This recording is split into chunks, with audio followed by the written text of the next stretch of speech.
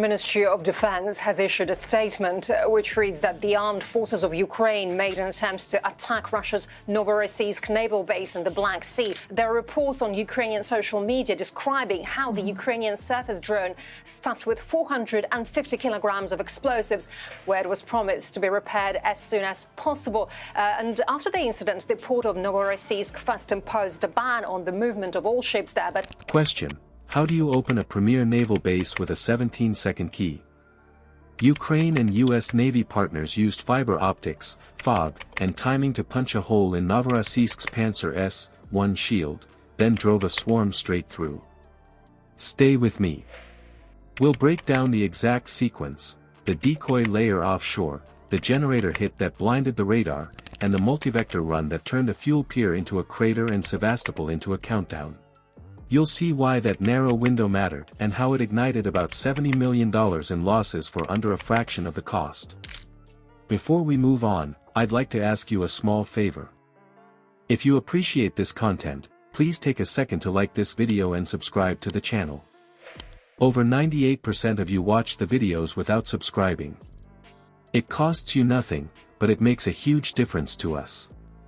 So, did you click the subscribe button? Great! Thank you so much. Now, back to the video. You're told a point defense like Panzer sees everything. It tracks, cues, fires, repeats. So how does a tiny timing gap crack a shield built to swat flies at the pier mouth? Start with the stack. Offshore pickets sweep broad arcs for anything with a blade or wake. Moving on to other news now, and video has been released of what's believed to be a Ukrainian drone hitting a warship in Russia's Black Sea port of Novorossiysk. Has attacked the Russian ship with about 100 crew members on board.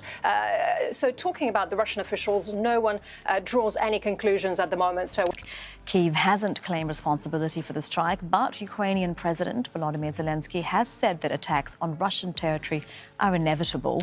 Closer in, short-range guns sit on mounts with tight sectors and quick traverse. EW cells flood the bay with noise, blanking most control links.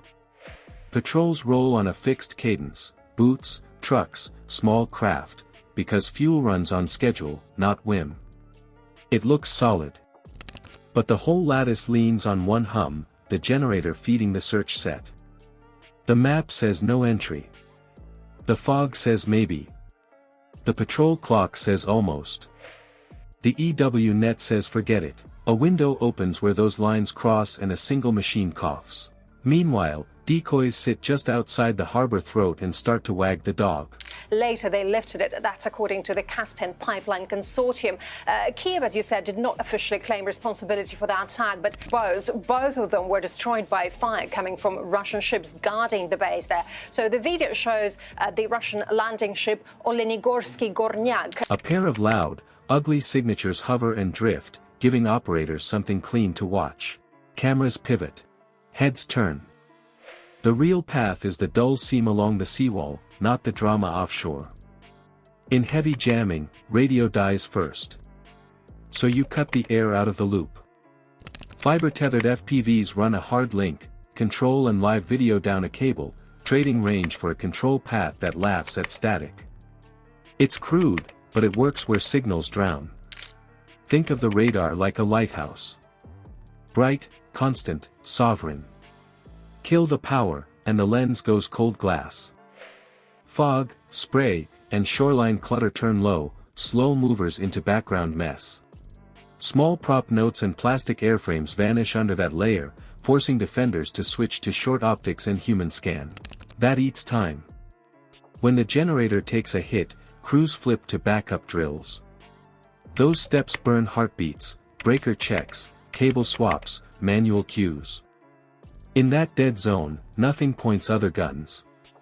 2 clean hits carry the set to black. Ministry of Defense has issued a statement which reads that the armed forces of Ukraine made an attempt to attack Russia's Novorossiysk naval base in the Black Sea. There are reports on Ukrainian social media describing how the Ukrainian surface drone stuffed with 450 kilograms of explosives, where it was promised to be repaired as soon as possible. And after the incident, the port of Novorossiysk first imposed a ban on the movement of all ships there, but 17 seconds.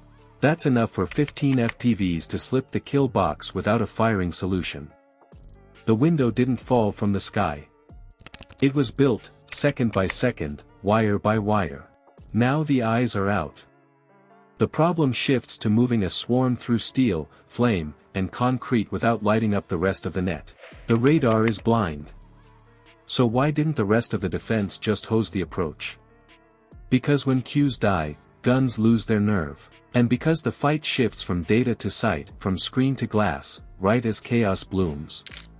2 Mura-class naval drones sit offshore, slow and loud on purpose. They loiter, edge closer, back off, and feed a clean story of intent. Meanwhile, 30 Shrike FPVs wind along the harbor's shadow line, tight to docks and stone, where optics smear into gray. Harbor geometry cuts both ways. Narrow lanes hide you, then funnel you. Cranes hang like steel ribs. Seawalls trap sound and chop ground effect. Pipes run the length of the pier and throw back sparks that can send rounds ricocheting into dead space. Move wrong and you drift into a straight lane. Move right and you vanish behind angles. The plan splits the sky. Low lanes skim the seawall, under camera thresholds, buried in ground clutter. Top cover birds pause high, then knife down, forcing heads up and down at once. Mid-level units weave through gantries, crossing sight lines so no mount gets a clean swing. Multi-vector pressure steals time from defenders. When the radar drops, shooters fall to optical search, and that's slow under fog, sodium glare, and first fire. The deck boss sees shapes, not tracks. The gun crews get flashes, not cues. Every second spent hunting is a second lost to aim.